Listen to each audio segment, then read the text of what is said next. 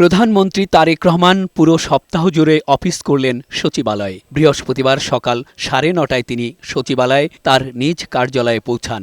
বিভিন্ন মন্ত্রণালয়ের কাজের অগ্রগতির খবর নেন তিনি। পাশাপাশি নির্দেশনা দেন আরও কিভাবে কাজের গতি বাড়ানো যায় সে অনুযায়ী ব্যবস্থা নিতে। প্রধানমন্ত্রী নির্ধারিত সময়ে সরকারি কর্মকর্তা-কর্মচারীদের অফিসে আসার কঠোর নির্দেশনা দেন। এরপর তিনি যোগ দেন মন্ত্রিসভার আনুষ্ঠানিক প্রথম বৈঠকে। বৈঠক শেষে ব্রিফিংয়ে মন্ত্রিপরিষদ সচিব নাসিমুল গনি জানান, রাষ্ট্রায়ত্ত ব্যাংক থেকে কৃষি ঋণ নিয়েছেন এমন 12 লাখ কৃষকের সুদসহ সব ঋণ মওকুফের সিদ্ধান্ত নিয়েছে সরকার। মওকুফের পর এসব প্রান্তিক কৃষকরা ব্যাংক থেকে নতুন করে ঋণ নিতে পারবেন কৃষিকাজে। সরকার তার নির্বাচন ইশতেহার অনুযায়ী শস্য, ফসল, মৎস্য ও পশুপালন খাতে 10,000 টাকা পর্যন্ত কৃষি ঋণ সুদ সহ মওকুফের সিদ্ধান্ত গ্রহণ করেছে। এর মূল লক্ষ্য হল দরিদ্র কৃষকদের সামাজিক নিরাপত্তা নিশ্চিত করা এবং কৃষি খাতের মেরুদণ্ডকে শক্তিশালী করা।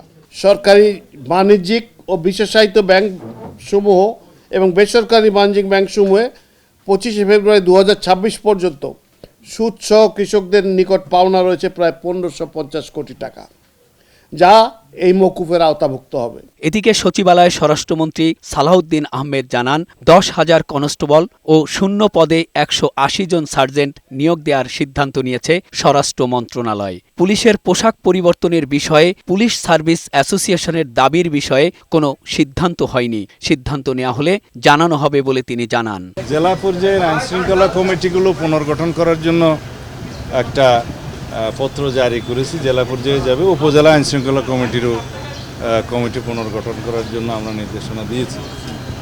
আর স্বরাষ্ট্র মন্ত্রণালয়ের কিছু গুরুত্বপূর্ণ সিদ্ধান্তের মধ্যে আজকে 180 জন পুলিশ সার্জন নিয়োগের জন্য আমরা নির্দেশ দিয়েছি। সেগুলো আগের শূন্য পদ, সেটা খুব শিগগিরই নিয়োগ করা হবে। মেহেদী আজাদ মাসুম, বৈশাখী সংবাদ, ঢাকা।